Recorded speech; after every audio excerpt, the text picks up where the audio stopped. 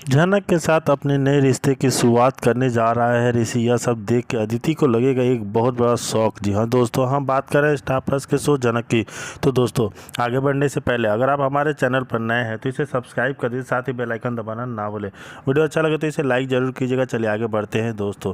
जैसे कि हम देख रहे हैं, कहानी में आ चुका है एक बड़ा ट्विस्ट, जहाँ देखने को मिलता है ऋषि करने जा रहा है जनक के साथ अपने नए रिश्ते की शुरुआत। वहीं यह सब देख के अदिति को लगने वाला है एक बड़ा झटका। जी हाँ दोस्तों, हम बात कर रहे दोस्तों जनक के आने वाली कहानी होने वाला है बहुत ही ज़्यादा इंटरेस्टिंग। हम आपको बता दें कि अब बहुत ही जल्द जनक का दिखने वाला है एक नया लुक, जिस लुक को देखने के बाद अब ऋषि को हो चुका है जनक से इम्प्रेस्ड और वह नहीं रोक पाता है खुद को जनक के करीब जाने से।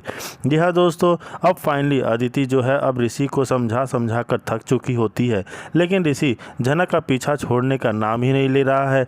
यहाँ पर वह अदिति से वादा भी कर चुका है कि वह यह रिश्ता निभाना चाहता है, अपनी फैमिली के साथ रहना चाहता है, और वह अब ऐसा कोई भी काम नहीं करेगा जिससे कि उसकी फैमिली की तकलीफ हो, अदिति को तकलीफ हो।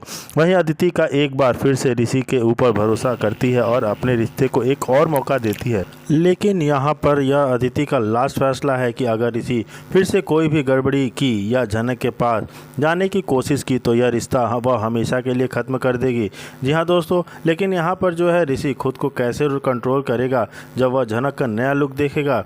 जी हाँ, क्योंकि यहाँ पर जनक अब बदल लेने वाली है अपना लुक, क्योंकि कॉलेज से जनक का मजाक उड़ाया जाता है, लोग उसके ऊपर हंसते हैं। वही अब जनक इस सारी चीज़ों से तंग आ चुकी है और वह अब नया लुक देखने को मिलेगा, जहाँ पर वह पूरी तरह मॉडल बन चुकी होगी। वही ऋषि जब जनक को इस लुक में देखता है तो ऋषि के तो होश उड़ जाते हैं कि अरे वाह, और खुद को नहीं रोक पाता है उसके पास जाने से। यहाँ पर वह अदिति के साथ किए अपने सारे वादे को तोड़कर जनक को अपना लेने वाला है। वही अब अदिति के तो होश ही उड़ जाने वाले हैं कि आखिर ऋषि ने फिर से अपना वादा तोड़ दिया और चला गया जनक के पास। जी हाँ दोस्तों, देखना तो काफ़ी ज़्यादा इंटरेस्टिंग होते जा रहा है। कहानी में नया नया लुक, नया नया मोड़ आते जा रहा है। ऋषि बदल बदल कर अपनी अपनी आदतों से कभी ऋषि के पास, कभी जनक के पास, तो कभी अदिति के पास आता जाता रह रहा है। जी हाँ दोस्तों, वही देखने को मिल रहा है कि फिर जनक से शादी और उसके बाद दोबारा अदिति से शादी को लेकर जनक उसे गलत ठहराती है।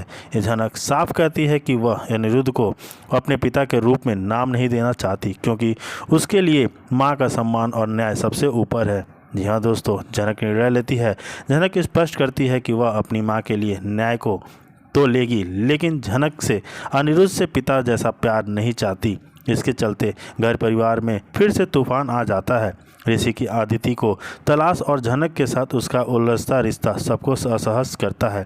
अदिति के लिए स्थिति तनावपूर्ण हो जाती है, क्योंकि सच उसके सामने खुलता है। भावनात्मक संघर्ष होता है जनक के लिए। जनक अपने आत्मसम्मान के लिए लड़ती है, वह माँ को इंसाफ दिलाने की प्रतिबद्ध रहती है। परिवार के भीतर पिता पुत्र, पति पत्नी एवं बहन भाई के रिश्तों की संवेदनाएं खुलकर सामने आती हैं। अदिति, ऋषि और जनक एक एपिसोड में अपने अपने दर्द और सवालों को उठाते हैं। यह दोस्तों, एपिसोड के अंत में संघर्ष और न्याय की नई राहें बनती नजर आती हैं। जनक खुद के लिए और अपनी मां के लिए बड़ा फैसला लेने के लिए तैयार हो जाती है। अगले एपिसोड में उसके निर्णयों का प्रभाव और घर वालों की प्रतिक्रियाएं देखने को मिलेगी। यह एपिसोड जनक के आत्मसम्मान, पारिवारिक उलझनों और उसके जीवन में नए अध्याय की ओर इशारा करता है। जी हाँ दोस्तों, वहीं दूसरी तरफ दिखाया जाता है कि नहीं जाएगी। जी हाँ दोस्तों, कहानी जनक के मोड़ में बहुत ज़्यादा इंटरेस्टिंग ट्विस्ट आ गया है कि जहाँ पे वो चाहता है कि वो उसके साथ जाए, लेकिन जनक मना करती हुई नज़र आएगी कि वह उसके साथ नहीं जाएगी। जी हाँ दोस्तों, वहाँ मौजूद होता है वह जनक के प्रति गर्व और स्नेह दोनों महसूस करता है, परंतु भीतर से अपराध बोध से भरा है, क्योंकि अतीत में उसने जनक के साथ अन्याय किया था। ऋषि मंच पर जाकर खुद जनक को ट्रॉफी प्रदान करता है। यह क्षण बहुत भावनात्मक होता है।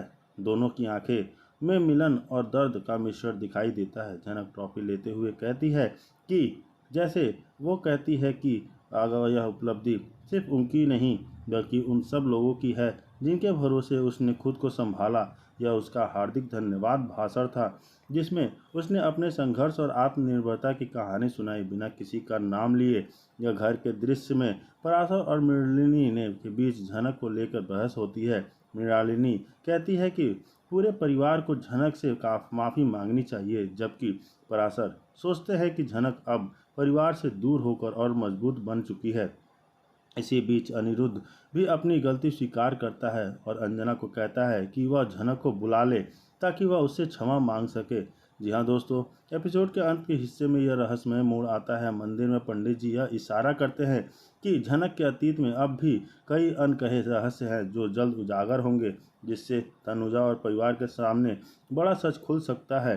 जी हाँ दोस्तों, देखना तो काफ़ी ज़्यादा इंटरेस्टिंग होता है कि कैसे झनक इतनी मेहनत करके। इसी बीच अदिति को पता चल जाता है कि ऋषि झनक के गांव जाकर उसी के हाथों से उसे अवार्ड देने वाला है। यह खबर सुनते ही वह गुस्से से भर जाती है। उसका कहना है कि ऋषि अब भी झनक के लिए कमज़ोर पड़ रहा है। वह कमरे में खुद को बंद कर लेती है, जिसकी वजह से घर में तनाव का माहौल बन जाता है। दूसरी ओर कार्यक्रम में जैसे ही झनक मंच पर पहुंचती है, उसकी नज़र सामने खड़े ऋषि पर पड़ती है। ऋषि हाथ में ट्रॉफी लिए खड़ा है, उसके चेहरे पर हल्की मुस्कान और आंखों में भावनाओं का सागर है। झनक रुक जाती है। कुछ पल दोनों एक दूसरे को देखते रहते हैं, बिना शब्दों के भी सब कुछ कह देने वाला क्षण। ऋषि स्टेज पर जाता है कि देखा जाता है कि अपने हाथों में झनक को ट्रॉफी देता है। भीड़ तालियों से गूंज उठती है। झनक की ट्रॉफी लेते हुए कहती है, यह सम्मान सिर्फ मेरी नहीं, उन सभी उम्मीदों का है जो कभी टूट गई थी, पर मैंने उन्हें फिर से जोड़ने की कोशिश की है।